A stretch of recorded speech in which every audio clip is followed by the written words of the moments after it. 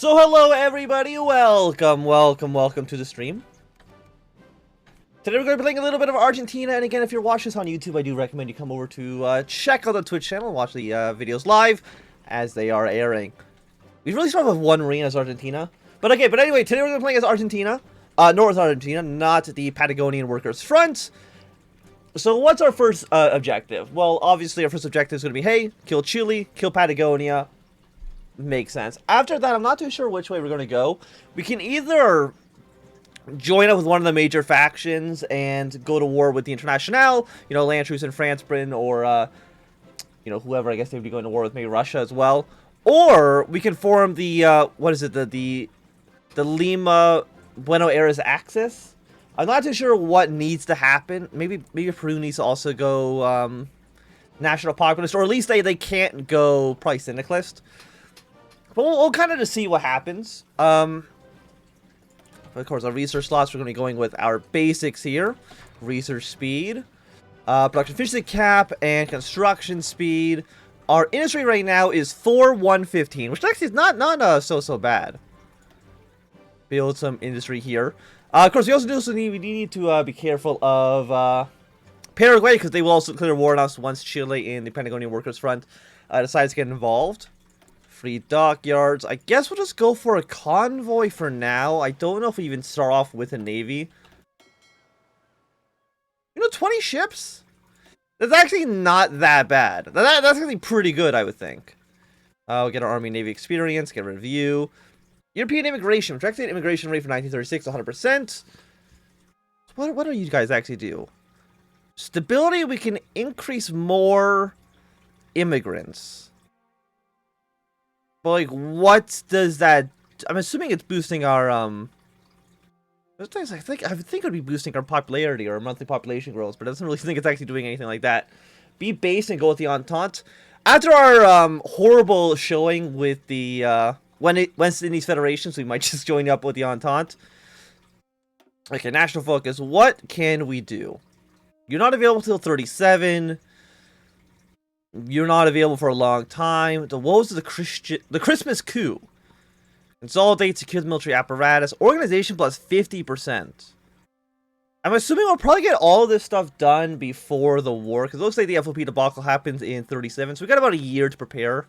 And these are also 14-day focuses, which is not a so bad. We do start off with a single Marine division, which I think is essentially hot garbage. We'll get these guys going for now. I guess you'll prepare naval invasion from this port to the capital of the Workers' Front. The status of Argentina. By the early 20th century, Argentina was once a blooming and fast-growing economic prowess based on its meat and cereal exports. Immigrants from all over Europe flooded towards the Republic, and vigorous entrepreneurship and nascent industry quickly propped Argentina forwards as one of the most prosperous nations on the planet. Trade relations were secure, and exports to the United Kingdom and Germany kept increasing. When the Wild Creek, however, struck, Argentina was forced into neutrality, unwilling to side with either of its most important economic partners, the UK or the second most important one, Germany. Steering between the two, sanctions were brought down by the British, enforcing an embargo on trade with Germany, while Argentina tried to circumnavigate this by selling through third countries. The sales were not the same as the pre-Wild Creek miracle slowed down. As the last years of the Wild Creek approached, it became apparent that the UK was on its fighting and losing fight in order for the Argentinian government and companies to ramp up production and exploit the nation to the fullest. Discontent with the increased demand and sick of British exploitation, the workers started to organize, protest, and finally rise up in an armed revolt. Unable to fully contain the situation, the control of the Argentinian government on the uprisings went from bad to worse. By the mid-1920s, Argentina had lost control of Santa Cruz, Chubut, and the Rio Negro provinces in the newly formed Frente Obrera Patagonio. Three subsequent democratic elected governments were tasked with solving the crisis, but failed one after another. In response to the incapacity of the rule, General Urburiel rose up in 1930 to attempt a crushing revolt. A reign of terror spread across the nation, with socialist and syndicalist sympathizers massacred and pushed southwards. His dictatorship, however, was short-lived. They died from cancer 2 years later, forming a power vacuum, and once more, no large-scale intervention in the south. Election ridden out and through election fraud, the PAN under Roca successfully took power, prompting a slow recovery from Urburio's dictatorship and a changing attitudes towards the FOP, the Patagonian Workers' Front. Small skirmishes into FOP territory launched, and the Navy successfully retakes the Al Gran de Tierra del Fuego. Intervention from Chile, however, stopped the government from achieving victory and temporarily ends the conflict with the FOP. When in 1935 rumors started surfacing that Roca may be attempting to end the conflict and leave the FOP alone, outrage across the nation erupted, enabling the Liga Patricia under Manuel Carles to gain the support they need, culminating in the Christmas coup, supported by the Navy and various military elements. Carles' coup and the government of Christmas 1935 takes control over the capital region and starts solidifying its hold on the nation. On the 1st of January 1936, Charles is still in the midst of attempting coup, with success far from certain. Aside from the Pyrenees capital region and a small inland provinces, his control is nil. Support from the ARA, or Argentina Armada, is guaranteed, but many of the military commanders in the army doubt Charles' potential and are organizing to put down his coup. Which I'm assuming is what we need to get this stuff going. You know, secure military apparatus, found the Germandre, consolidate the GBA capital region. Kerensky's been shot dead, but that's not a surprise. Everybody knows that. He's look, Kerensky gets shot. It's just what happens. It's like waking up every morning starts with you open up your eyes. Every Kaiserreich game starts with Kerensky getting shot in the face. Okay, so we got you guys going. Let us control the railroads. So right now, you guys have 5 to 10 divisions. Chile's got 3 to 15. Paraguay has 3 to 7. Bolivia will intervene in the war as well. Bolivia will invade Paraguay. It'd be nice if they also invaded their way into Chile, but I think it's a little bit less likely to happen. But I mean, Bolivia attacking Paraguay and us attacking Paraguay should lead to their, no, it's guaranteed every single time that Kerensky gets shot. There's no way to avoid that. Fight for the Entren Retirio. As a primary railway hub of our nation, the city of Buenos Aires plays a key role in connecting the vast swaths of land in our country. Most of the northern railroads, however, pass through Rososio, which is not yet declared its allegiance to Carlos and may prove a thorn in our side during the northern campaign. Our troops are currently finishing up a loyalist remnants in the Asetio Retirio in Buenos Aires, but you'll need to decide whether we have the ARA secure the coastline as populous cities or the residual hub first. Let's move our way towards the hub. And let's follow you up to consolidate the GBA capital region. I mean, how do we secure victory with a single Marine division? We're not allowed to modify any of you. I know, can we... I'm assuming in the future we're going to... Okay, Black Monday, of course, has hit the country. Thank you very much. Love it. Closure of the Bolsa de Comercio. Again, I don't speak Spanish. When the stocks continue to plummet and investors from all around the nation panicking, we could close the stock exchange and demand the banks refuse to pay out desperate citizens. This will buy us some more time to fix the disaster while we are focusing on political affairs. However, the population will surely not appreciate this. You know what? The free market will fix it, I'm sure. Let's not make the citizens of the country angry while we're in the middle of an attempted coup. I feel like that could have some dangerous ramifications. Okay, Austria's retreated from Italy. Poland's declared a republic. Yeah, so let's found these guys. Clashes at the Servicio Militar de la Nación. Again, I don't speak Spanish. Never had any Spanish classes. It's one of the last strongholds in the greater Buenos Aires region. The Servicio Militar de la Nación was occupied by lowest members of the military who had barricaded themselves inside a compound awaiting reinforcements from the interior. In response to this last efforts, soldiers from the ARA were sent to try and push them out. While small clashes occurred throughout the compound, the army surrendered a week later when their basic utilities and their will to hold started to fade.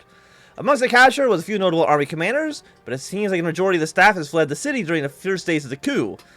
This victory may be insignificant in the greater picture, but we now firmly control the entirety of Buenos Aires. Okay, you know what? We need a little bit more stability, so I'm sorry, we already got shot. Let's execute the dissidents.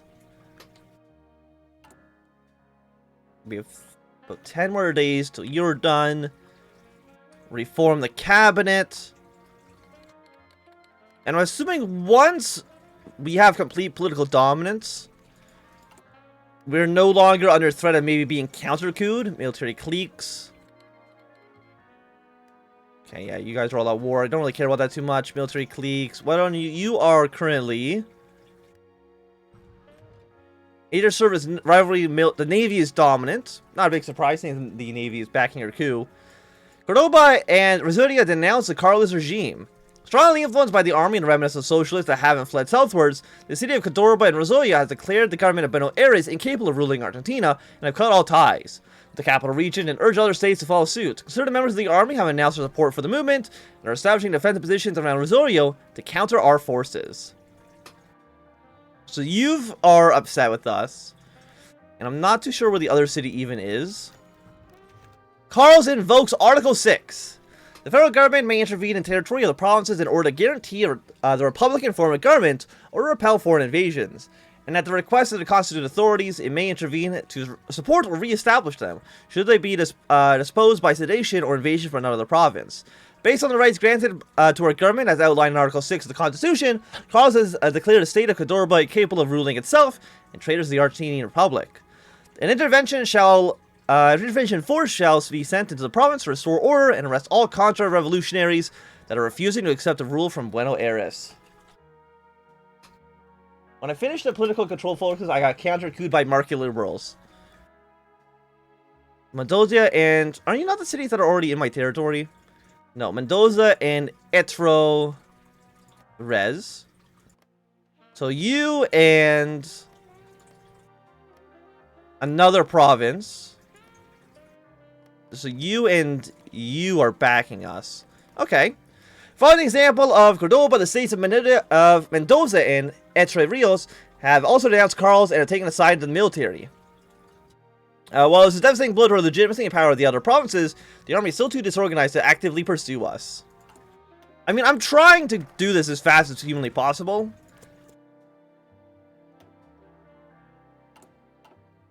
Germandre National Argentina. With questionable support from the army and limited manpower of the ARA, a debate has arisen about the capabilities of our internal strike force. According to the Argentine Constitution, the armed forces can technically not intervene in internal civil conflicts, so Germandre would be created as an organ subordinate of the Defense Ministry and thus to Carlos' cabinet.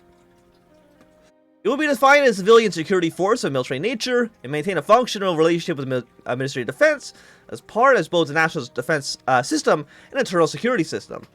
It would therefore maintain capabilities of rising from the demands required to join military planning with the armed forces and will legally be able to intervene in the current crisis. Our funds, however, are limited at the time, and the loyalty of a new recruit would be questionable at best, which would make Carlo reconsider the proposal to avoid the possibility of a counter-coup within his own ranks.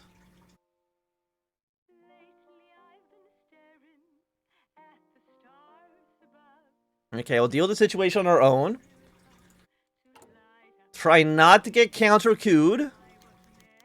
Victory in San Nicolas. Quick and decisive strikes to capture railroads around Buenos Aires have been greatly successful. We now control the road toward Rosario and other inland cities. Troops are being sent by train to Rosario to quell the revolt and are expected to arrive there before the army has a chance to prepare its defenses. Okay, fantastic. So you're going to this city now. I mean, most of the country doesn't support us. And if I was the FOP, this would probably be the time that I would strike. But I'm assuming you can't do... Can you do this yet? No, because you don't own our territory. Yes, you're doing revolutionary fires. When can you attack us? Maybe you actually can't attack us. We had to be the aggressors. I'm not too sure. The fall of Rosario. Surprised by the quick reaction of our troops and ill-prepared to take on our forces, the city fell in only small skirmishes in the center of the city. While not much of the rebel leadership was captured in the attack, the moral implications of our victory is great, prompting Mar del Plata and Correia to immediately surrender to the central government. They also fear retaliation should they side the rebels. The material damage to the city is fairly limited due to the excellent reaction of our troops, but the important railway hub that we had hoped to capture was bombed just before our arrival, preventing us from quickly taking other cities. Well, unfortunate, but we captured the city. So more cities are aligning themselves with us. Or more provinces. Close the currency board. For most of our history, the currency board has tied the peso to the gold standard, where the organ called the Caja de Conversion was tasked with maintaining the value of our currency. With stocks plummeting and Germany itself taking decisive action to soften the blow, our exports have lost their competitive edge, and we are struggling to compete with cheap Eastern European and domestic German products. Therefore, a proposal was offered to close the currency board and abandon the gold standard, letting the peso devalue, and making our products therefore competitive again. Close the board. I don't need political power right now, I think. Maybe. Okay, we've controlled the judiciaries, then we will seize disloyal garrisons. Intervention in the judiciary branch. During the early years of the 20th century, our nation started to slowly move away from the old authoritarian systems towards a more open and democratic system by changes to the constitution and the implementation of checks and balances. The subsequent separatism in Patagonia and continued corruption in the government and the shady dealings of the conservative ruling party, however, have stumped our progress and have kept the old system alive and striving. Not only has this led to great disgruntlement among the people, it has also created a hotbed for Charles' supporters to claim the High Court is obstructing popular will. With Charles and his supporters now in control of the High Court, it has taken him the perfect opportunity to strike the defunct system, relieving all 5 members of the court from their duties and replacing them by his men of the people.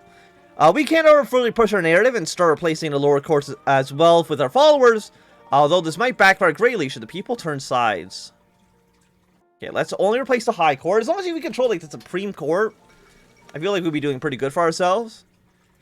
Okay, you've been elected chairman at the TUC, so I'm pretty sure most of you guys are just doing the basic syndicalist paths. Italy will probably also elect the syndicalist. It usually seems...